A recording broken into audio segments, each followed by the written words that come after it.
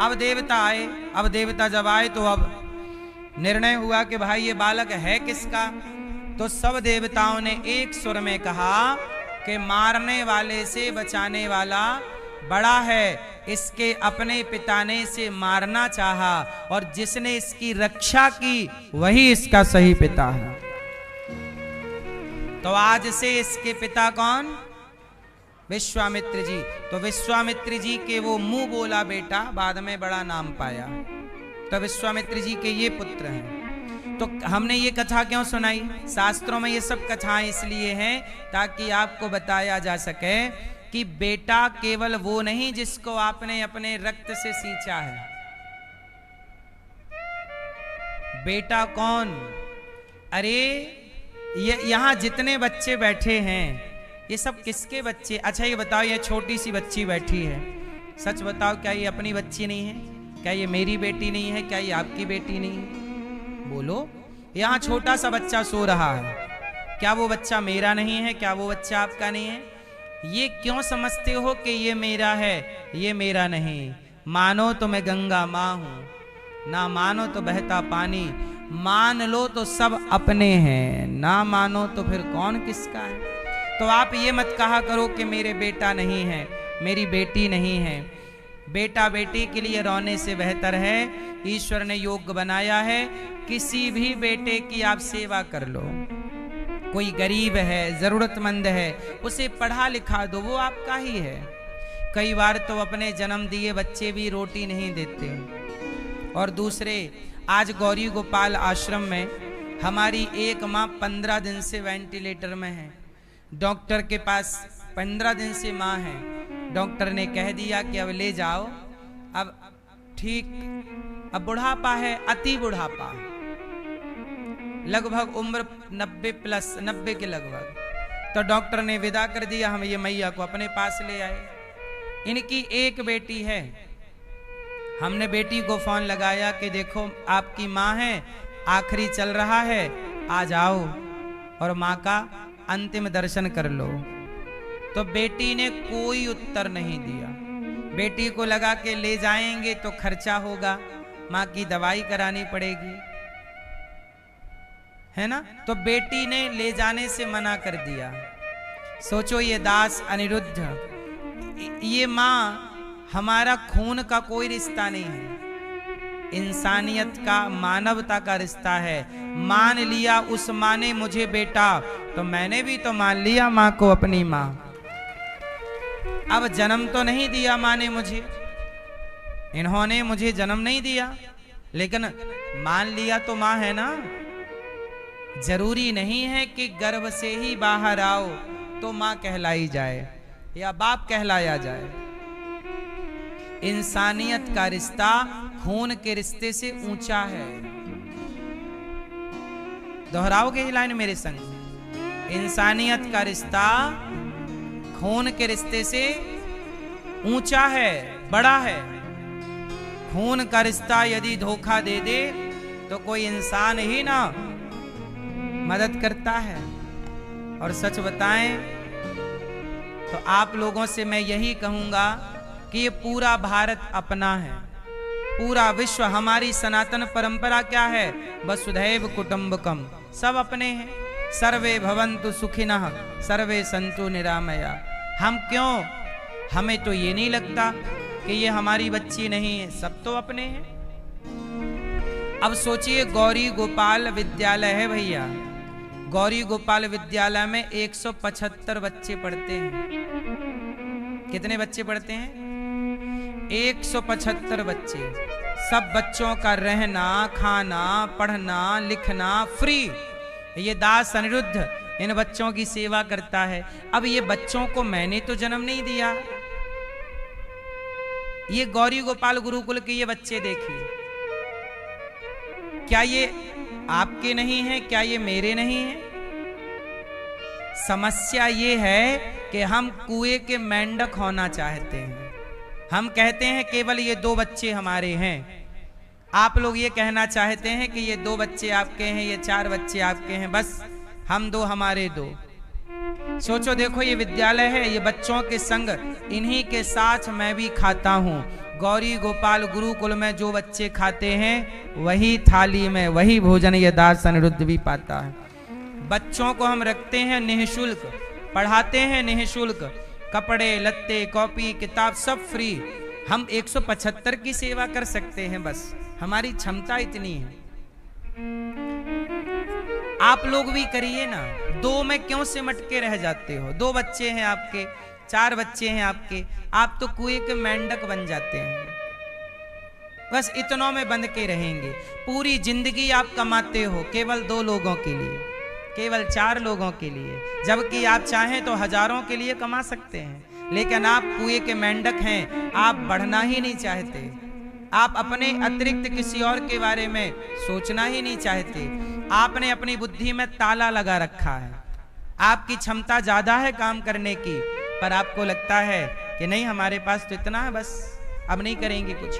अरे मेरी मेहनत करने से, देखो ये दास अनिरुद्ध कार्य करता है, मेरी मेहनत करने से यदि 175 बच्चे पढ़ जाएं, 322 माताएं यहाँ रहती हैं और 30,000 लोग गौरी गोपाल में पर डे भोजन करते हैं। यदि एक अनिरुद्धाचार्य के मेहनत करने से ये तमाम सेवाएं चल रही हैं, तो बताओ मेरा मेहनत करना, पैसा कमाना सार्थक है कि नहीं? मैं कुएं का मेंढक नहीं बनना चाहता, जहां ये कहूं कि केवल ये बच्चा मेरा है। नहीं, सब मेरे हैं। ये माँ मेरी, ये बच्चे मेरे। अभी हम एक विद्यालय और बना रहे हैं कक्षा 1 से लेकर 12वीं तक, जहां 5 से 7 हजार बच्चे पढ़ेंगे। CBSE बोर्ड की पढ़ाई निःशुल्क पढ़ेंगे बच्चे। 1 से 12वीं तक एक विद्यालय, काम चालू हो गया है, नींव डल रही है। आपसे हम भीख मांग मांग कर सेवाएं करते हैं। हमने अपने को कुएं का मेंढक नहीं बनाया, 2-4 में बांध के नहीं रखा अपने को। आपसे मेरी प्रार्थना है, आप भी मत बांध के रखिए अपने को। अपने परिवार, अपने लिए सोचना बड़ी बात नहीं है। सभी में बांट कर खाए उसे इंसान कहते हैं, पराया दर्द अपनाए उसे इंसान कहते हैं। अच्छा बताओ मैया, एक बात बताओ, ब्रह्मा जी के बेटे हैं या नहीं? बोलो हाँ, जोर से, जोर से हाँ। अच्छा शंकर जी के बेटे हैं कि नहीं? गणेश जी और शंकर जी के बेटे हैं, ब्रह्मा जी के बेटे हैं।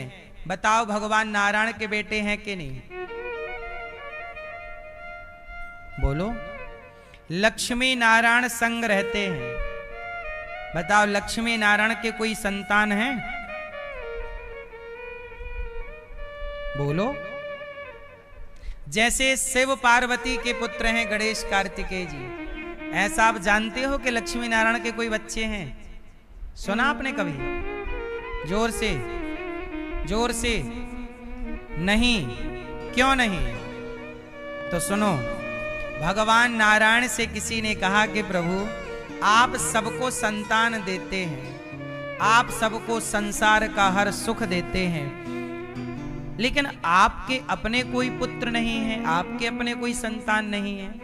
तब भगवान श्रीमन नारायण ने कहा कि भैया यदि मैं अपने बच्चे पैदा कर लूं तो मेरा अटैचमेंट उन बच्चों में रहेगा जो पैदा मेरे से होंगे, परंतु यदि मेरे बच्चे नहीं हैं तो ये जगत की प्रत्येक संतान को मैं अपनी संतान मानता हूं कि सब मेरे हैं। मुझे 2 में नहीं बंधना, 4 में नहीं बंधना, सब मेरे हैं। इसलिए सबकी माता लक्ष्मी और सबके पिता, इसलिए आप लोग गाते हो ना, त्वमेव माता च पिता त्वमेव। आप गाते हो मात पिता तुम मेरे, शरण गहूं मैं किसकी। तो भगवान देखो, जब भगवान राम बनकर आए तो उनके पुत्र हैं, भगवान कृष्ण बनकर आए तो उनके पुत्र हैं, पर भगवान विष्णु, भगवान श्री हरि, श्रीमन नारायण के कोई संतान क्यों? क्योंकि आप, हम, चींटी, चींटा, कुत्ता, बिल्ली, पशु, पक्षी, जलचर, थलचर, नवचर, जो दृष्टि पे है सब प्रभु की ही संतान है। इसलिए भगवान के लिए कहा गया त्वमेव माता, आप सबके पिता हैं। तो आप लोग भी 2-4 बच्चों के जो मोह में बंधे रहते हो सारी जिंदगी, थोड़ा और किसी के बारे में सोच लो, थोड़ा और किसी के बारे में सोच लो। अपने ही बारे में ना सब सोचते हैं। अपने के स्वार्थ से ऊपर उठिए, और ये संसार अपना है। संतों ने संसार को अपने, अच्छा एक बात बताओ, हमारे संतों ने भी विवाह नहीं किया। संतों ने विवाह, जैसे उदाहरण से देखिए, हमारे स्वामी श्री रामानुज स्वामी, हमारे आचार्य चरण, रामानुज स्वामी जी के गृहस्थी थी, पर उन्होंने संतान उत्पत्ति नहीं की। क्यों? संतान उत्पत्ति करते तो केवल अपनी संतान के मोह में रह जाते, पर उन्होंने आचार्य होकर के पूरे भारत, पूरी धरती को अपना संतान मान करके, जब छुआछूत चलता था तब उस छुआछूत की विचारधारा को मिटाने के लिए रामानुज स्वामी जी ने एक धनुर्दास नाम के शूद्र वर्ण के एक भक्त थे। क्या नाम था? धनुर्दास। शूद्र वर्ण के थे और पत्नी के प्रति बहुत अटैच थे। पत्नी के ऊपर छाता लगा के चलते थे, पत्नी सीधी चले तो उल्टा चलते थे पत्नी को देखते हुए। ऐसे स्त्री लंपट, स्त्री के प्रेम में ऐसे डूबे धनुर्दास। लेकिन ऐसे व्यक्ति को भी रामानुज स्वामी जी ने गले लगाया और उन्होंने भक्ति के पथ पर चलना उनको सिखाया। कथा कई बार हमने धनुर्दास जी की विस्तार से कही है आपको।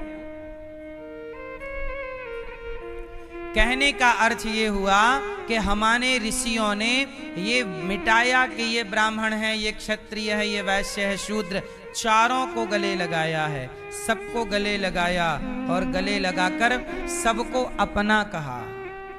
इसलिए ना हमारे सनातन में मेरे की बात नहीं है, अपने की बात। तुम मेरे मतलब सर्वे भवन्तु सुखिनः, सब सुखी रहें, सब निरोगी रहें, मैं सुखी रहूं ऐसा नहीं है सनातन में। सनातन में ये नहीं है कि मैं सुखी रहूं। हमारे सनातन में एक जयकारा लगती है, बोलिएगा, बोले विश्व का, जोर से, विश्व का।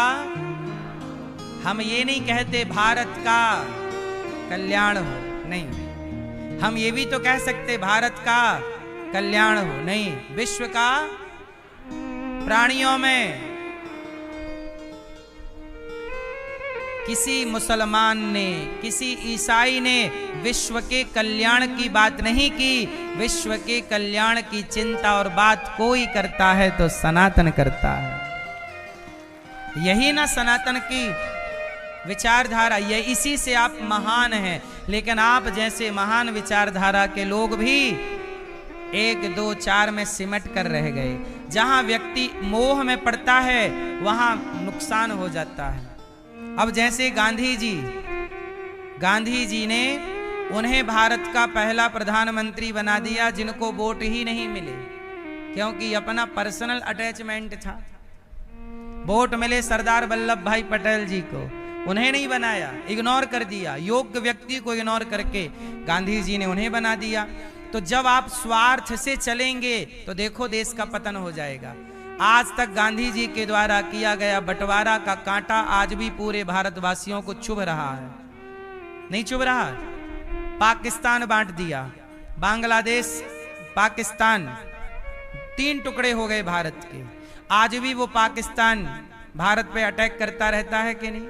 कितने हमले किए, कितने बेटियों ने बाप खोया, सुहाग उजड़े, माओ के बेटे मारे गए। कौन जिम्मेदार है? तुम तो बांट के चले गए।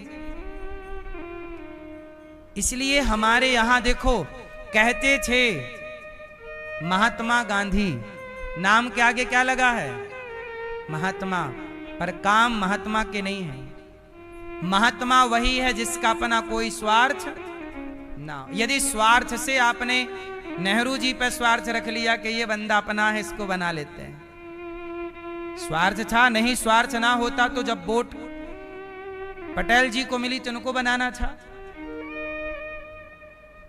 ये आप सब जानते हैं कि वहां पर एक भी वोट उनको नहीं मिली। फिर तो जो 0 वोट लाया वो बन गया, और जो लाए। इसलिए कहता हूं कि जहां संत, जहां बड़ा व्यक्तित्व स्वार्थ करेगा वहां नुकसान हो। आज भी देश का नुकसान है या नहीं? पाकिस्तान के बटने से आज भी आप सुरक्षित हैं? जोर से।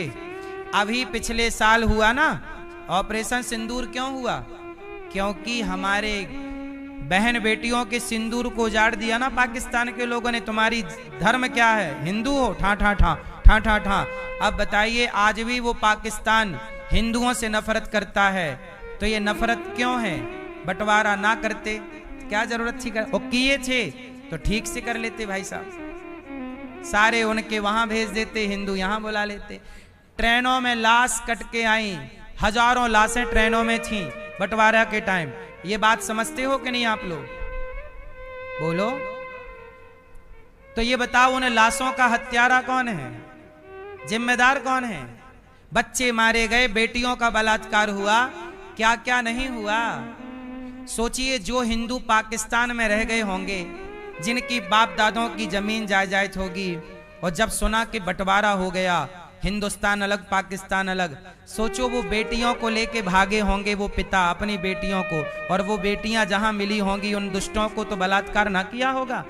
1-2 नहीं, हजारों बेटियों के साथ उस समय बलात्कार हुआ था। कितने लोग इस बात से सहमत हैं? हुआ था कि नहीं? जोर से बोलिए हाँ या ना। मुझे बताइए, उन बलात्कार हुए बेटियों के साथ जो बलात्कार हुआ उसका जिम्मेदार कौन है? उत्तर दो जोर से, जोर से। कौन जिम्मेदार है? हैं? ट्रेनों में लाश कट के आई, कौन जिम्मेदार था? आज भी धर्म पूछ के पहलगांव में मार दिया, कौन जिम्मेदार था? बांग्लादेश में हिंदुओं को जिंदा जलाया जा रहा है, आज भी कौन जिम्मेदार है? कौन? कौन?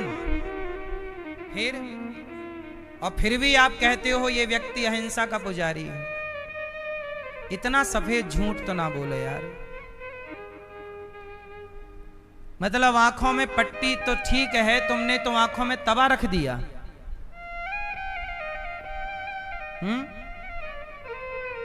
इतना सत्य तो ना कहो। मैं आपको ये सारी बातें क्यों बता रहा हूं कि जहां व्यक्ति स्वार्थी होगा वहां राष्ट्र का, समाज का नाश करेगा। हाँ या ना? इसलिए कहता हूं कि हमारे भगवान ने इसलिए बच्चे नहीं पैदा किए कि इसके चक्कर में कहीं मैं अपने भक्तों का अहित, इसलिए हाथी भी बुलाता है तो हमारे प्रभु दौड़ कर पहुंच जाते हैं। राक्षसों का बेटा है प्रहलाद। प्रहलाद ने पुकारा तो खंबे से नरसिंह बन गए कि नहीं? बोलो हाँ। जबकि हिरण्यकश्यपु भगवान को गाली देता है, लेकिन गाली देने वाले के पुत्र ने पुकारा तो प्रभु दौड़ के आ गए। ये भगवान की उदारता है, ये भगवान की करुणा है। ये भगवान की क्या है? जोर से, ये भगवान की करुणा है। इसलिए कहता हूं कि आप भी अपने 2 बच्चों से, 4 बच्चों से ना बंधे रहा करो। और जिसके बच्चे नहीं हैं, आप ये मत कहा करो कि हमारे कोई बच्चा नहीं है। अरे पूरा भारत हमारा है। गुरु गोविंद सिंह जी के जब 2 बच्चे शहीद हो गए और मुगलों ने 2 बच्चे दीवार में चुनवा दिए, तब उनकी पत्नी अर्थात गुरु गोविंद सिंह जी की धर्म पत्नी रोने लग गई कि मेरे तो 2 बच्चों को जिंदा चुनवा दिया, दीवार में मार डाला, अब मैं बिना पुत्र के हो गई हूं। तब गुरु गोविंद सिंह जी ने मुस्कुराते हुए कहा, रही क्या कह रही है पगली, तेरे 2 पुत्र गए तो क्या हुआ, 4 पुत्र गए तो क्या हुआ, देख हजारों पुत्र खड़े हैं तलवार लेकर तेरे लिए, ये सब तेरे ही तो पुत्र हैं। ये भारत माँ का हर सपूत मेरा ही तो है। ये विचारधारा है संतों की। ये देश ऐसे नहीं आजाद हो गया मेरी माँ। कितनों ने बलिदान दिया है, कितनों ने सहा है, जिनके संग बीता है अब वो बताने के लिए है नहीं। जिनकी बेटियों का बलात्कार हुआ है अब वो बाप बचा नहीं ना बताने के लिए। जिनके अपनों के सामने ट्रेनों में लाश कट के आई वो बचे नहीं बताने के लिए। इसलिए तुम्हें लगता है कि बांट दिया तो बांट दिया। अरे इस बंटवारे में देश गुलाम था। गुलामी में जितना अत्याचार हिंदुओं में नहीं, अंग्रेजों ने नहीं किया। अंग्रेजों ने इतना अत्याचार नहीं किया इस देश में। मुगलों ने इतना अत्याचार नहीं किया जितना बंटवारे के समय 1 हफ्ते में अत्याचार हो गया हिंदुओं के ऊपर। बोलो हाँ।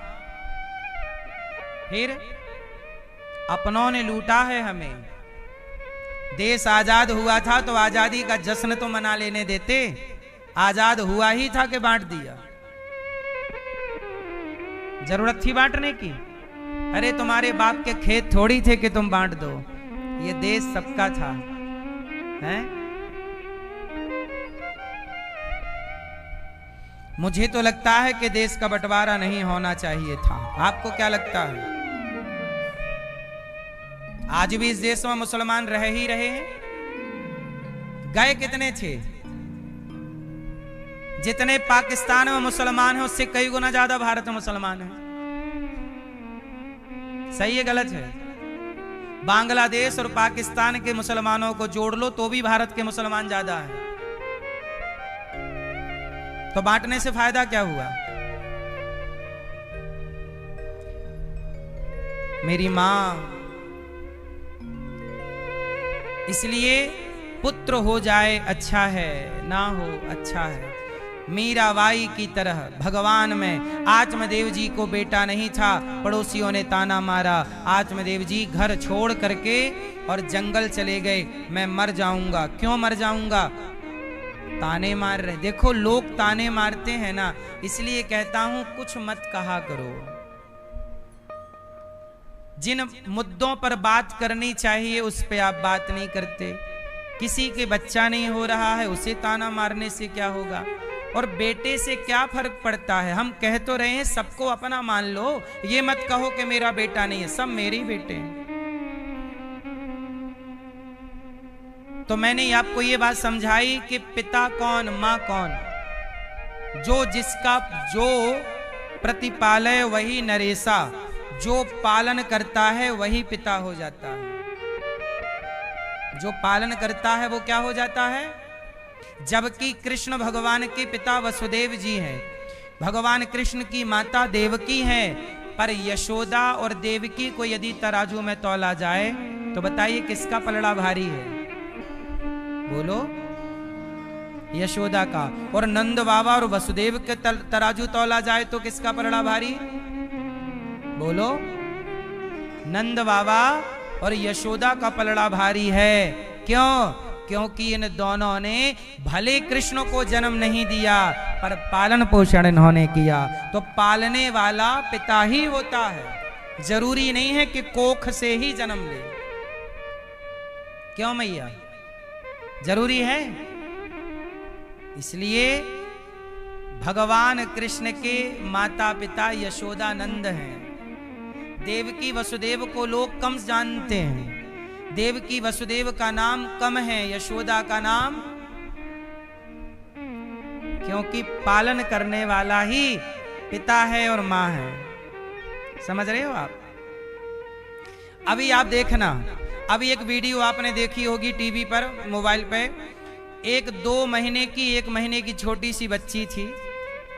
तो वो देवरानी या जेठानी की लड़की थी, छोटी सी। तो उसकी छोटी सी बच्ची पे एक महिला आई, मतलब घर की वो देवरानी या जेठानी थी, आई और उस बच्ची के पांव तोड़ के चली गई। 1 महीने की बच्ची है, छोटी सी। उसकी माँ गई होगी वॉशरूम, तो घर में, मतलब घर में भी देवरानी जेठानी का चलता रहता है। देवरानी जाए तो जेठानी के बच्चे को एक थप्पड़ मार के आ जाए, जेठानी जाए तो देवरानी के बच्चे को एक थप्पड़ मार के चली आए। थप्पड़ मार के चली आए, यहाँ तक तो सही था। पर देवरानी जेठानी उनमें से अब जो रही वो भगवान जाने, वो गई और उसने, वीडियो में दिख रहा है पूरा प्रॉपर, अब वो जेल में चली गई। प्रॉपर पांव तोड़ दिया, फ्रैक्चर हो गया। उसे छोटी 1 महीने की लड़की के पांव में कितनी ताकत होगी? और उसने तेरा बिगाड़ा क्या? मतलब सोचिए, बड़ों की लड़ाई में हम बच्चों को नुकसान पहुंचाना चाहते हैं। जब तुम अपने घर की देवरानी या जेठानी के अपने बच्चों को तुम अपना ना मान पाई, तो तुम किस बच्चे को अपना मानोगी? सबको अपना मानने के लिए बड़ा दिल चाहिए पगले। बड़ा दिल सबके अंदर नहीं होता। अपने को अपना मानने वालों का दिल तो जरा सा है। अपनों को अपना मानने वालों का दिल तो छोटा सा है। अरे सबको अपना माने इतना बड़ा दिल केवल भगवान का हो सकता है। इसलिए ना भगवान सबके पालनहार हैं। वो ये नहीं देखते कि तुम्हारी जात क्या है। शबरी की जात सबर जाती थी, लेकिन शबरी को भी गले लगाए कि नहीं? निषाद को गले लगाए कि नहीं? केवट को गले लगाए कि नहीं? हाथी का उद्धार किया कि नहीं? मगर का उद्धार किया कि नहीं? इंसानों की छोड़ दो मेरी माँ, चींटी भी उस परमात्मा को पुकारे तो वो चींटी के पास भी पहुंच जाए। वो भगवान की संतान सब है। और आप लोग ये सोचते हो कि ये तो जेठानी का बेटा है, देवरानी का बेटा है, गई और हड्डी तोड़ के चली आई। धिक्कार है ऐसे स्वार्थ को। अपने को अपना मानना। अपने भाई के कुछ लोग समाज में ऐसे हैं जो भाई के बच्चों से भी नफरत करते हैं। जेठानी और देवरानी के बच्चों से घृणा। ऐसे हैं या नहीं बताओ? ये बात सही है कि गलत है? क्यों? घृणा करके क्या पा लिया तुमने? पांव तोड़ दिया तुमने उस छोटी सी नन्ही सी बच्ची का। पा क्या गई? कौन सा गोल्ड मेडल देंगे तुम्हें ईश्वर? इतना मारेंगे नाली का कीड़ा बना बना के तुम्हें। ये देखो इंसान मानव तन का दुरुपयोग है ये। जब आप इस शरीर को पाकर, बुद्धि पाकर, बल पाकर गलत काम करते हैं तो ईश्वर धिक्कारते हैं। धिक्कार है तेरे बल को, धिक्कार है तेरी ताकत को। तूने ताकत दिखाई तो 1 साल की बच्ची के पांव तोड़ने में ताकत दिखाई। अरे राम राम। इसलिए मेरी मां, अपनी बुद्धि गलत जगह खर्च ना करो, गलत ना करो। आप अपने लिए ही करेंगे जो करेंगे। सबके प्रति दया, दया सर्वभूतेषु, सबके प्रति दया, सबके प्रति करुणा। मेरा बेटा मेरा है, जेठानी का नहीं। सब मेरे हैं भाई। यदि मैं सबको अपना ना मानता तो गौरी गोपाल में 175 बच्चों को क्यों पढ़ाता? मैं ये बात केवल कह नहीं रहा, पहले जीवन में उतार रहा हूं, फिर आपको समझा रहा हूं। गौरी गोपाल आश्रम में 322 माताएं हैं। सब माओं की एक सी व्यवस्था है, एक सी सेवा है। माओं के इलाज में 5 लाख लगता है या 10 लाख ये दास लगाता है।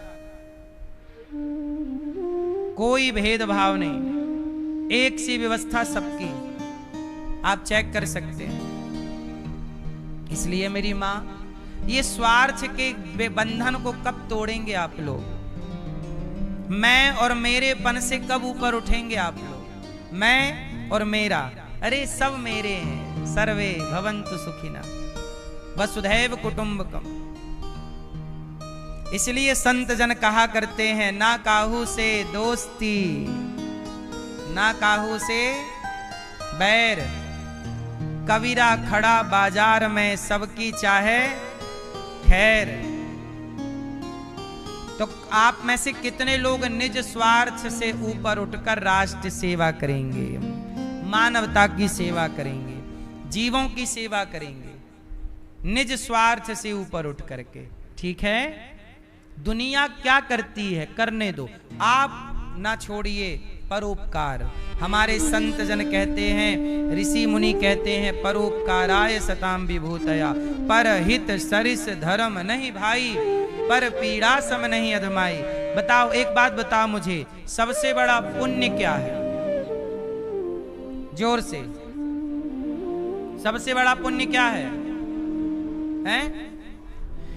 मानवता की, जीवों की, सबके प्रति दया रखना, सबकी सेवा करना। रोटी से, पानी से, कपड़े से, शिक्षा से, सबकी सेवा करना सबसे बड़ा पुण्य है। और सबसे बड़ा पाप क्या है? बोलो। सबसे बड़ा पाप है किसी को कष्ट देना। किसी को कष्ट कहां कहां से हो सकता है? 3 जगह से कष्ट होता है, मनसा, वाचा, कर्मणा। आप जब किसी के बारे में मन से गलत सोचते हैं, यह भी पाप है। आपने सोचा गलत उसके बारे में कि वो मर जाए। कई बार आप सोचते हैं अरे वो मर जाए, आपने मारा नहीं पर सोच लिया कि यार वो मर जाए, उसका नाश हो जाए। कई बार आप किसी के नाश के बारे इतना गुस्सा आ जाता है, नाश हो जाए, किया नहीं आपने पर सोचा। ये पाप था कि नहीं? आपने क्या सोचा किसी के बारे में कि उसका नाश हो जाए, उसका ऐसा मनसा, ये क्या सोचा, इसे मानसिक पाप कहते हैं। मनसा वाचा, आपने वाणी से गलत बोल दिया, बोल के जैसे आपको मैंने गाली दे दी और गाली दे के आपका अपमान कर दिया वाणी से, तो आपका दिल दुख जाएगा। ये वाणी का पाप है। ये किसका पाप है?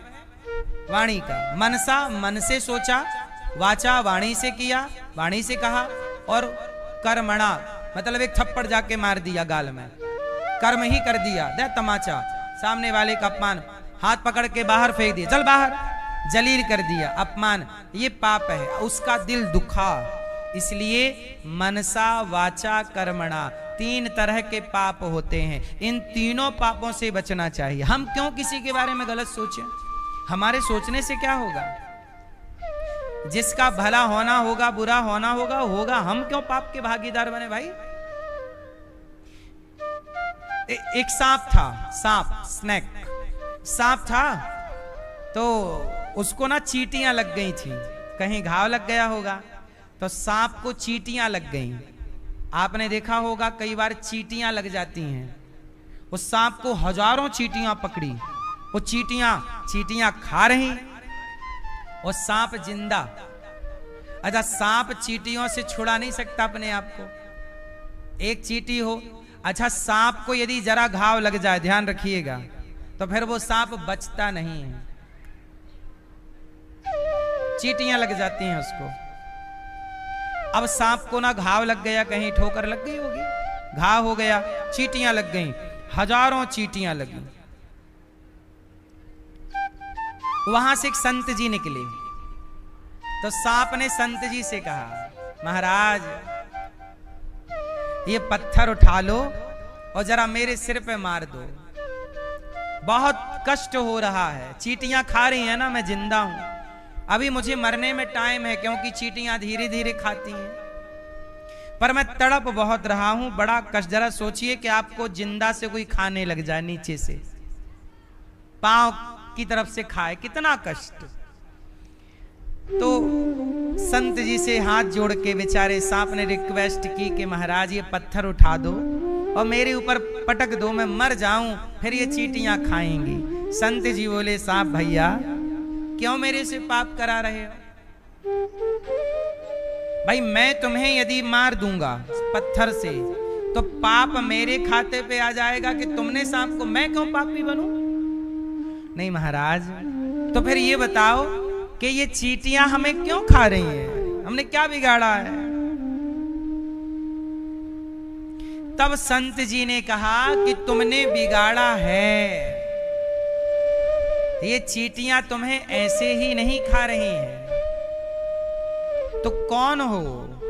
मैं कौन हूं, क्यों खा रही हैं चींटियां? तब संत जी ने कहा कि पिछले जन्म में तुम नेता थे, नेता। क्या थे? और तुम ऐसे ही जनता का खून चूसते थे। अब यही जनता तुम्हारा खून चूस के अपना हिसाब बराबर कर रही है, जैसे को। इसलिए मैं बीच में नहीं कूद सकता कि पत्थर मार दूं तुम्हारी खोपड़ी में। ये तो जैसी करनी, तुम्हारा हिसाब बाकी है अभी, तुम्हारा वो तब तक चूसेंगी खून जब तक उनका हिसाब क्लियर नहीं हो जाएगा। इसलिए इस संसार में कोई सुखी है तो अपने पुण्य से, और कोई दुखी है तो अपने पाप से। अब किसी के सुख और दुख में आप क्यों खुश रहे? आप क्यों कुछ कहे? ना निंदा करो, ना चुगली, ना किसी को अच्छा कहो, ना बुरा। जो आपके संग जैसा व्यवहार करे अनुकूल व्यवहार आप करते चलिए और प्रभु का चिंतन करिए। यहाँ सब अपना अपना भोग रहे हैं। यहाँ बाजार लगी है, इस बाजार में तुम्हारी पत्नी का तुमसे हिसाब बाकी था वो चुका रही है, तुम्हारे पति से तुम्हारा हिसाब बाकी था वो चुका रहा है, इस बेटे से तुम्हारा बाकी था वो चुका रहा है, इस बेटी से तुम्हारा, सब अपना अपना चुका रहे। किसी का चुक रहा है तो किसी का सिर पर चढ़ रहा है ना, ऐसे। इसलिए ये कर्मों की भूमि है, इसे कर्म भूमि कहते हैं। ये धरती क्या है? कर्म भूमि। यहाँ व्यक्ति अपने कर्मों का फल भोगता है, अच्छा या बुरा। इसलिए आप किसी की मदद तो करिए, पर इससे ज्यादा कुछ ना करिए।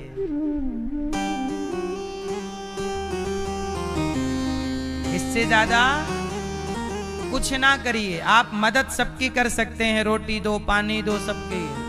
इससे ज्यादा आप केवल प्रभु का चिंतन करें, उलझ ना जाए। ये कर्म भूमि है इतना, ये क्या है? ये कर्म भूमि है इतना, अभिमान करने से किसका किसका बिगड़ा है, क्या क्या हम आपको कहें मेरी माँ।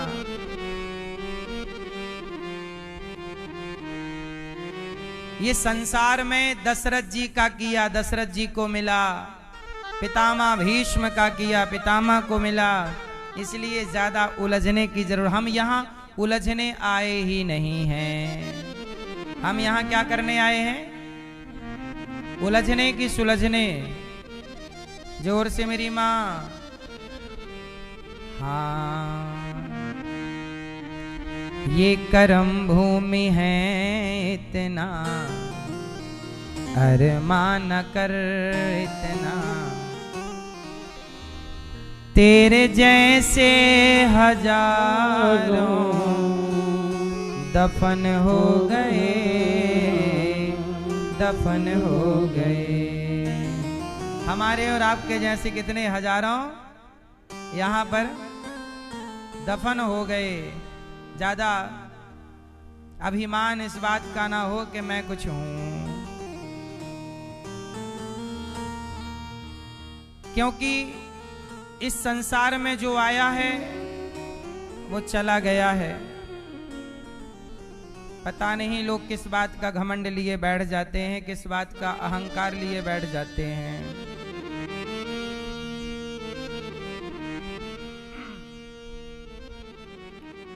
तो मेरी माँ, तेरे जैसे कितने दफन हो गए, हाँ दफन हो गए। जिनके महलों के चर्चे गगन चूमते, जिनके महलों के चर्चे कभी गगन चूमते थे, जो कभी बड़े थे, बड़ी शोहरत, बड़ी दौलत, आज वो चिता पे जलते हुए नजर आ रहे हैं। कल तक कहते थे मैं ये हूं, मैं वो हूं, और आज क्या है? जिनके महलों के चर्चे गगन चूमते, चार दीवार में साथ सुर गूंजते, हाँ सुर गूंजते। अब क्या हो गया? देखो महलें, देखो महलों को कैसे वीरान हैं, कैसे वीरान हैं, और शमशान भी कई चमन हो गए, हाँ चमन हो गए।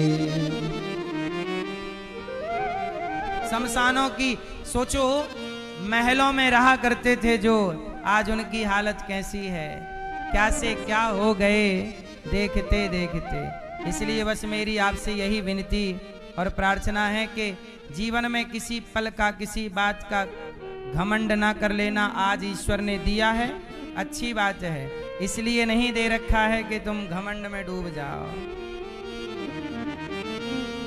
है ना। आत्मदेव जी बेचारे घर से चले गए और जंगल में गए। एक संत जी ने एक फल दे दिया। देखो, भाग्य में संतान तो थी नहीं आत्मदेव जी के, पर एक संत जी ने फल दे दिया कि जाओ, तुम्हारा भाग्य शायद बदल जाए, जाओ। अब दिया फल के जाओ, पत्नी को खिलाना, बच्चा होगा। पर पत्नी भी धुंधली, फल खाया नहीं, फल खिला दिया गाय को, तो गाय को बच्चा हो गया, नाम रखा गौकर्ण। और बहन के बेटे को खरीद लिया, नाम रखा धुंधकारी। बड़ा होके बेटे ने मारना स्टार्ट किया। जब किस्मत में दुख है, भगवान कई बार इसलिए आपको नहीं देते कि इससे आपको कष्ट ज्यादा होगा, इसलिए ना देकर बच जाते हैं। लेकिन आपको लगता है कि हमारे साथ भगवान ने गलत किया, और आप जिद करके पा लेते हैं, बाद में वही चीज आपको नुकसान पहुंचाती है। इसलिए भगवान ने जितना दिया और जैसे दिया उसमें प्रसन्न रहा जाए। क्या रहा जाए? हाँ, खुश रहा जाए। अब हुआ क्या कि आत्मदेव जी के बेटे धुंधकारी ने बड़ा होकर आत्मदेव को मारा, माँ को मारे, बाप को मारे। आत्मदेव जी रोए, हे भगवान, बेटा नहीं था तो अच्छे से रोटी खाते थे, अब बेटा है तो वो खाने नहीं देता। देखो, जब किस्मत में दुख है तो वो मिलेगा कहीं ना कहीं। हमारा भाग्य हमारा कभी पीछा नहीं छोड़ता, हमारा कर्म फल हमारा कभी पीछा। आपने एक थप्पड़ किसी को मार दिया ना, अब वो एक थप्पड़ का कर्म तुम्हारे खोपड़ी पे चढ़ेगा और संग संग चलेगा। तुम्हें भी एक थप्पड़ पड़वाएगा, तब वो चुकेगा। तुमने किसी को मारा है, तुम्हें भी कोई मारेगा जरूर। तुमने किसी का बिगाड़ा है, तुम्हारा भी बिगाड़े, वही ना चुके, यही चुकना है, ऐसे ही चुकता है। इसलिए आत्मदेव जी को, गौकर्ण जी आत्मदेव जी को मारा, बहुत मारा धुंधकारी ने। तब आत्मदेव जी रो रहे थे, तब गौकर्ण जी ने कहा, देहे स्थिमांस रुधिरे विमतिम त्यजत्वम जाया सुतादिषु सदा ममतां विमुञ्च पश्यानिशं जगदिदं क्षणभङ्गनिष्ठं वैराग्यरागरसिको भवभक्तिनिष्ठा। गौकर्ण जी ने कहा, पिताजी आप रो रहे हैं? कहा, बेटे ने मारा है। तब गौकर्ण जी ने यहां बताया कि पिताजी आप कह रहे हो बेटे ने मारा, सच बताओ कौन किसका बेटा है? अच्छा आप लोग बताओ, कितने बेटे हैं आपके? आपके कितने बेटे हैं? एक। आपके कितने बेटे हैं? 3। भैया आपके बताओ। 3। भैया आपके 3, 2, 1, 4, 5 ऐसे ही बच्चे हैं। अच्छा एक बात बताओ, ये बच्चे आपके हैं, अच्छा ये बताओ, ये जो शरीर है, ये शरीर किसका है? आपका है? ये आपके बाल सफेद हो गए, आप चाहते थे कि सफेद हो जाएं इसलिए हो गए, कि कोई और कर रहा है? बाबूजी, आपकी जवानी है कि बुढ़ापा आ गया? आप चाहते हैं कि आप बुढ़े हो जाएं, कि आप जवान रहना चाहते हैं? अच्छा आपको बुढ़ापा किसने दिया? आप में से कितने लोग चाहते हैं कि आप बुढ़े हो जाएं? कोई नहीं चाहता, सब बुढ़ापे में चमनप्राश खा रहे हैं।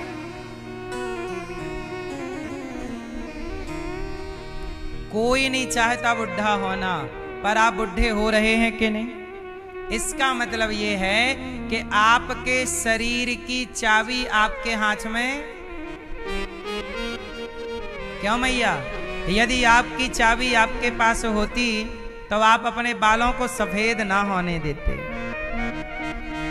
यदि आपकी चाबी आपके पास होती तो आप अपने को सदा जवान रखते।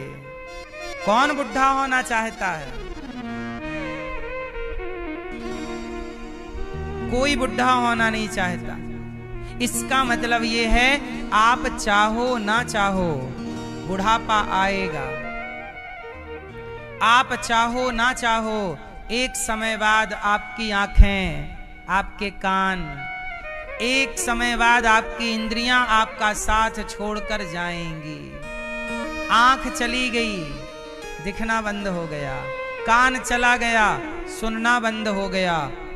हाँ या ना? कई बार हाथ नहीं उठता पैरालिसिस हो जाने के बाद। इसका मतलब ये शरीर आपका है? उत्तर दो भैया, ये शरीर किसका है? चश्मा वाले, किसका है? जोर से। आपका है? ये बच्ची किसकी है? आपकी है। जरा सोचिए ना, जब शरीर आपका नहीं है तो बच्ची आपकी कैसे हो गई?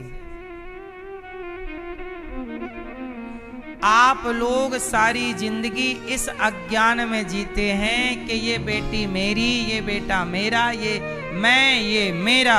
अरे जब शरीर आपका नहीं है, शरीर की गतिविधि आपके कंट्रोल में नहीं है, जब आप, अच्छा बताओ, एक हाथ उठाओ अपना, सब लोग, कोई भी बताओ, ये हाथ आपका है?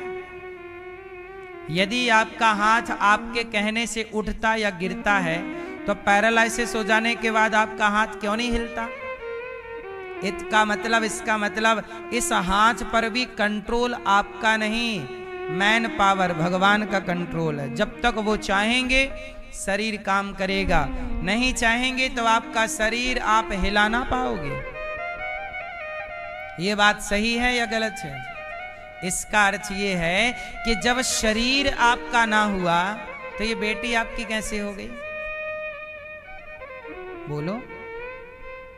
इसका अर्थ ये हुआ कि आप लोगों ने ईश्वर की प्रॉपर्टी पे कब्जा कर लिया है। बेटी भगवान की है, बेटा भगवान का है, जीवन ईश्वर ने दिया है, लेकिन आपने कब्जा करके क्या कहा? मेरा है, मेरा है, अपना मान लिया। ये तो देखो ऐसी हो गई कि आप किसी के घर को आपने अपना घर कह दिया। इसलिए कहता हूं, कुछ भी ये मत कहा करो कि मेरा। यदि आप कह देंगे मेरा तो आप फंस जाएंगे। इसलिए मेरा कुछ नहीं, मेरा, बेटी मेरी ना, बेटा मेरा ना, मेरा मेरा नहीं, तेरा तेरा तेरा तेरा। बोलो तेरा तेरा तेरा। तुझको आप कहोगे मेरा तो आप सिद्ध ना कर पाओगे कि आपके कैसे है। शरीर ही आपका मना कर रहे हो ना, आपके मेरा नहीं है। मेरा कौन है फिर बताओ? चश्मा वाली मैया, जम्हाई लेने वाली, बताओ मेरा कौन? बोलो कौन? पीले बाबूजी। हाँ, मेरा कोई है तो केवल भगवान, मेरे तो गिरधर गोपाल, दूसरो न कोई। इसलिए आत्मदेव जी को जब बेटे ने मारा, गौकर्ण जी ने कहा कि अब बेटे का मोह छोड़िए और चित्त भगवान में लगाइए। भागवत जी का पाठ करके उन्होंने अपना कल्याण किया। धुंधली को मारा, कुएं में कूद गई। तब धुंधकारी ने 5 वैश्याओं को लेकर आया, 5 के संग रहता, 5ओं ने गला दबाकर मार डाला। और धुंधकारी ने माँ बाप को सताने के कारण जब मरा तो ईश्वर की अदालत ने धुंधकारी को प्रेत योनि में डाल दिया। जो माँ बाप को सताएगा वो क्या बनेगा? प्रेत। प्रेत बन गया, भूत प्रेत। आपको प्रेत बनना है? मैया जैसे पुरुष तो बनेगा प्रेत, मरेगा यदि माँ बाप की सेवा नहीं किया तो। और मैया जैसे आप मरी और सास ससुर की पति की सेवा नहीं की। अब जैसे आज ही मैंने न्यूज में सुना कि आज एक पत्नी ने अपने पति को सांप से डसवा दिया।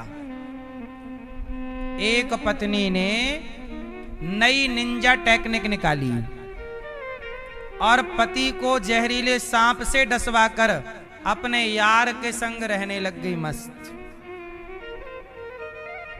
ये हाल है। अब मुझे ये बताओ कि जब ये सांप से डसवाने वाली मरेगी तो ये क्या बनेगी? हैं?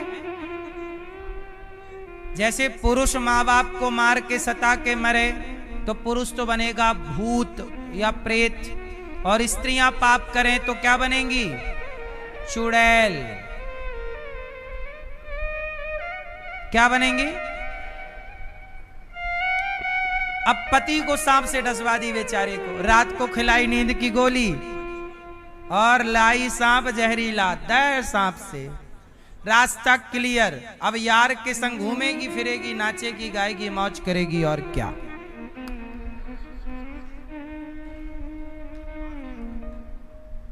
$5 लाख का सांप लाई थी। ले, सांप भी 5 लाख का लाई थी।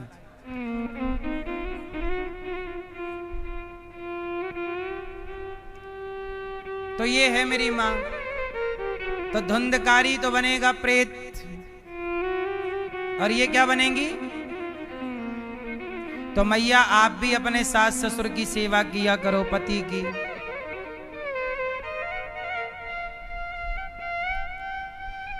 देखो, उसने केवल पति को नहीं मारा, एक विश्वास को भी तो मार डाला। क्या एक पति कभी सोच सकता है कि पत्नी सो जाने के बाद सांप से डसवा देगी? ये किसका गला घोंटा उसने? एक रिश्ते के विश्वास का। क्यों ये हो रहा है? कलयुग है साहब, कलयुग।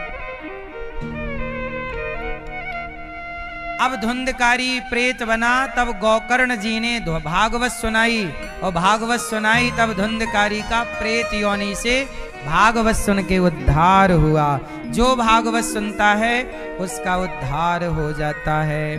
सच्चिदानंद रूपाय विश्वोत्पत्त्यादि हेतवे तापत्रय विनाशाय श्री कृष्णाय वयं नुमः। भागवत जी में भगवान का दिव्य स्वरूप का वर्णन, भगवान को प्रणाम। सुखदेव जी प्रकट हुए, 88,000 संतों के बीच में सूत जी आए। सूत जी ने शौनक आदि ऋषियों को भागवत सुनाई।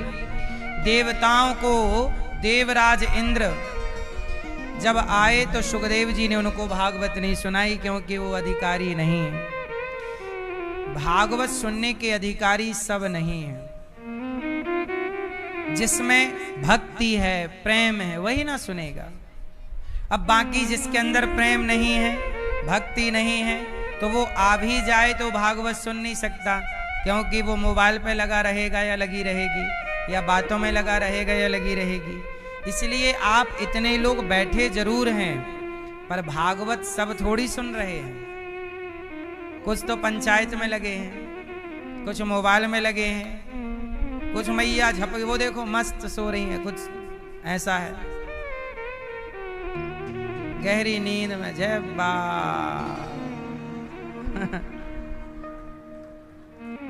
तो ऐसा है कि सब थोड़ी सुन पाते हैं भागवत जी।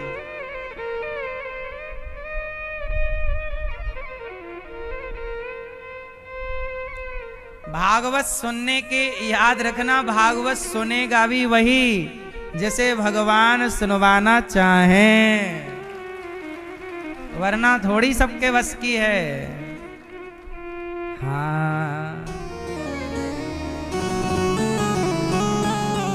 हाँ, पैदल चल कर द्वारिका जाना सबके बस की बात नहीं है। सबके बस की बात। राम नाम का सुमिरन करना, कृष्ण नाम का सुमिरन करना, कृष्ण कथा का अमृत पीना, सबके बस की बात नहीं है। जय हो।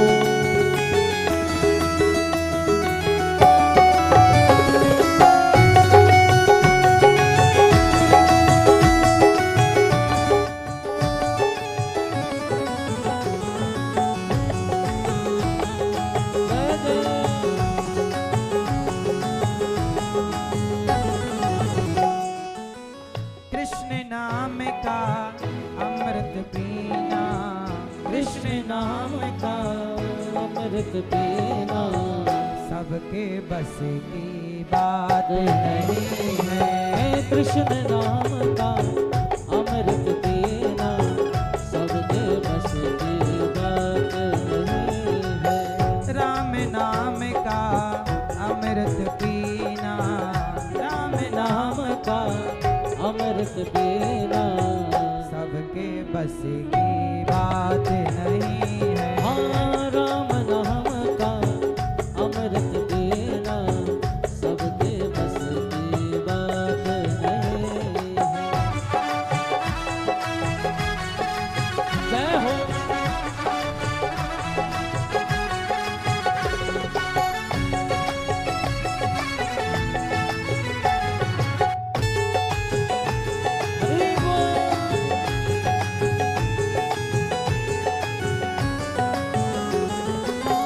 भक्त सुदामा जी को देखो, प्रेम भक्ति भारी है।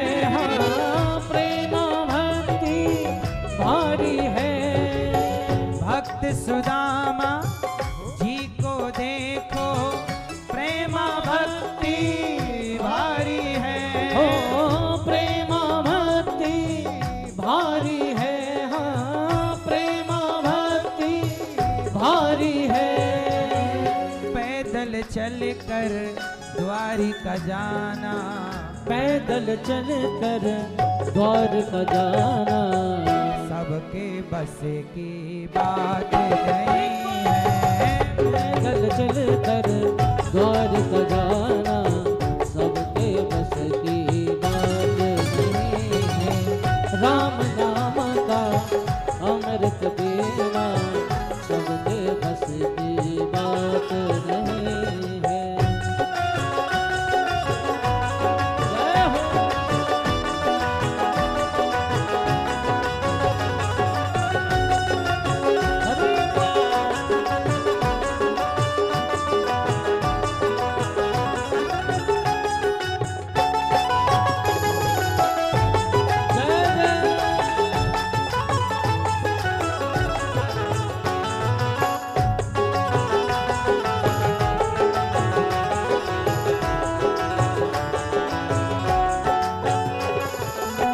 भक्ति देखो मीरा जी की, प्रेम भक्ति भारी है। हाँ, प्रेम भक्ति भारी है।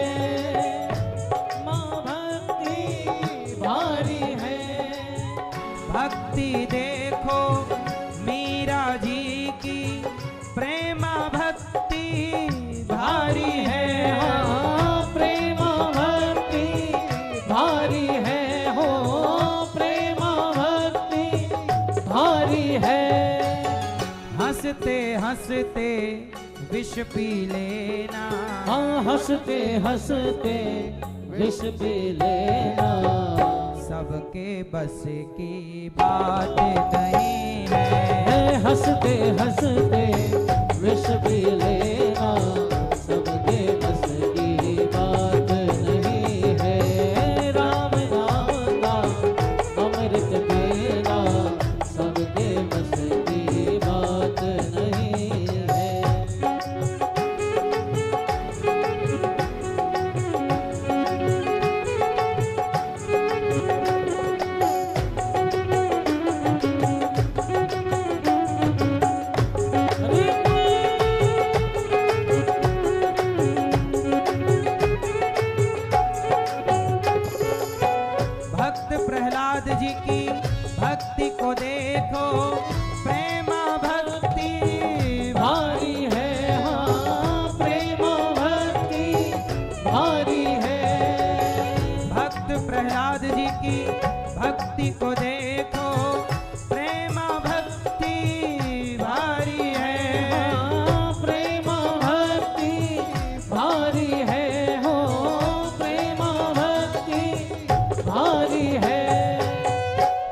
हंसते हंसते जल जाना ये, हंसते हंसते जल जाना ये, सबके बस की बात नहीं है।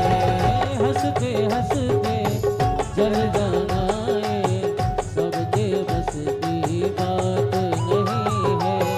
राम नाम का अमृत पीना, सबके बस की बात नहीं है। कृष्ण नाम का अमृत पीना, कृष्ण नाम का अमृत पीना, सबके बस की बात नहीं है। कृष्ण नाम का